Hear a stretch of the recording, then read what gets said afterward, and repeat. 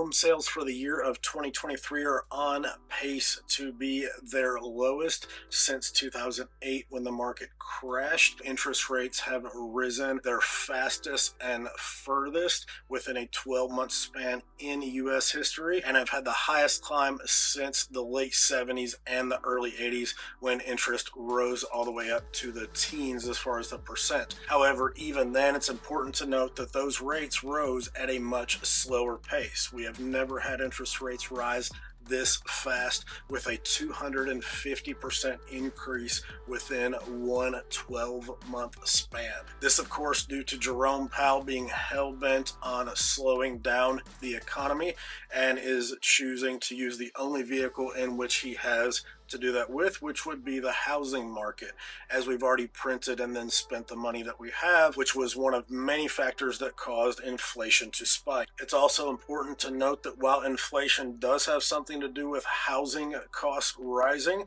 that is not the only factor by any means. You also have to take into account building supplies, the COVID pandemic, folks not able to work, which then caused a huge inventory crisis, which is where we are still at today. What's often heard that when rates rise, prices drop, and that when rates drop, prices rise. That's actually not true at all.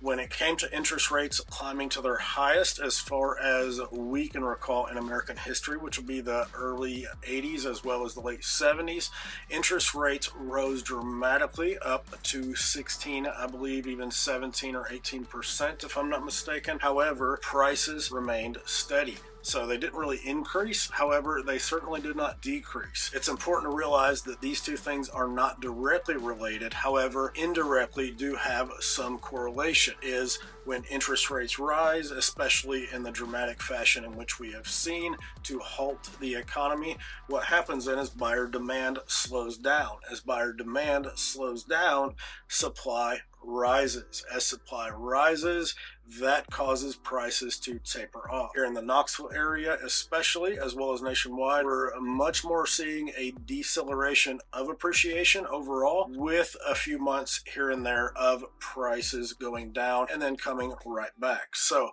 let's dig into the market. We're going to focus on the East Tennessee market specifically and get into what's going on here in your neck of the woods. Knoxville still continuing to struggle with inventory, as we have roughly 2.5 months worth of inventory on the market today. Keep in mind, need about 6 months to have a comfortable level of inventory, and that's where buyers and sellers have roughly equal leverage. And the median sale price coming in at $340,000 in Knoxville right now, which puts Knoxville year over year at about 5% appreciation. Again, I've said it for years that you typically won't see any market in America crash until you have an ample amount of supply and no demand.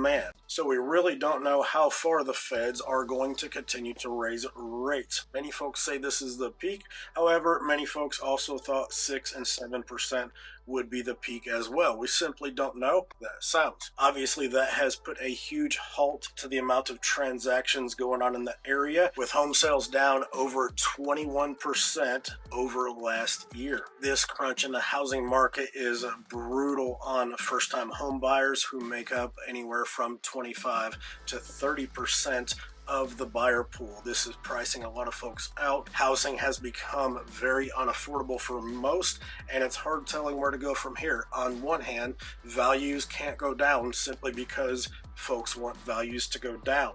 We have a certain amount of supply, we have a certain amount of demand, and that is what it is. So do wages need to come up? What needs to happen? I don't know. That's far above my pay grade. But what I can tell you is we are in a problem that I don't believe that we have yet been in. So welcome to 2023. This is not a time for amateurs in the real estate business, not a time for amateur hour. If you are one, I suggest hooking up with a professional, as roughly 60,000, I believe, by July have already left the business, and we're, I believe, approaching 100,000 folks have left the business this year alone already, and I believe that is a net, so not the amount of folks that fall out just due to the 87% failure rate that real estate already possesses. So it is a tough time, and it is a time where you have to really hustle and grind. praying for you agents out there that you are able to make it through this storm, because it certainly is one, and praying for the buyers out there that they are able to secure the home of their dreams. If you need a good agent, go ahead and reach out to me or Winter Smith. I have our contact information down below, and we would love to help you with your relocation or move here in the beautiful East Tennessee area. Thank you so much and have a blessed day.